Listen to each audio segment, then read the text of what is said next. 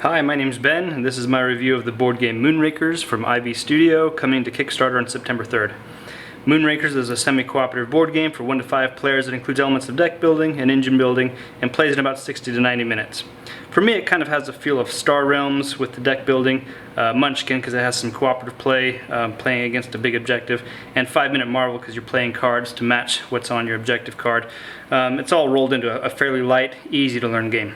This is how the game looks, all set up and ready to play with the 1-player board here for the illustration. You've got your dispatch and armory boards in the center where the credits are stored, your prestige points are tracked, and your main card decks are. Players get a couple of objectives at the start of the game. You can get more later. They give players a sort of achievement they can work towards and get prestige points when they complete them. The ship parts and the crew can be purchased at the end of your turn with the credits that you have. They contribute directly to your action deck. The crew goes into your deck. That's part of the deck building. And the ship parts also can add more cards into your deck. And they give you some good actions, special abilities to use while you're attempting your contracts.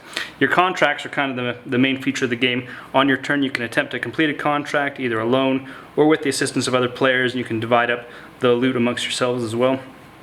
And you play cards from your hand to try to fill the contract requirements.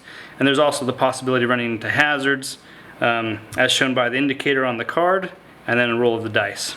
So when you start a contract, you only have one action, and the 5 cards that are in your hand. But your cards can give you more actions, additional cards, and protection from hazards too. For example, right off the bat, I could attempt this contract really easily. Play a reactor that gives me more actions, and I could play a damage, and that fulfills that really easily. There's no hazards I have to worry about there, but it doesn't give me any prestige either. I could attempt this one right here because I use my 1 action to play a reactor. That gives me more actions. I can play another reactor, and then I have a shield that I can play along with the hazard. If I were to roll anything, that shield blocks the hazard as well. And then play continues until you reach 10 prestige points. Like I said, it's fairly light, pretty easy to pick up. We've played it a number of times with family and friends here, and it's always been a big hit, really enjoyable, a lot of fun. Like I said, it's semi-cooperative. You can help each other out, but there are often times where you can complete contracts on your own and get prestige and coins, and you do a little bit of engine building by getting the ship parts, putting them onto your ship there for upgrades.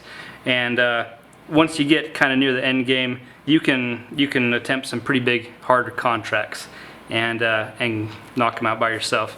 So it's a lot of fun. They're coming out with a solo mode for it as well, which I'm looking forward to that.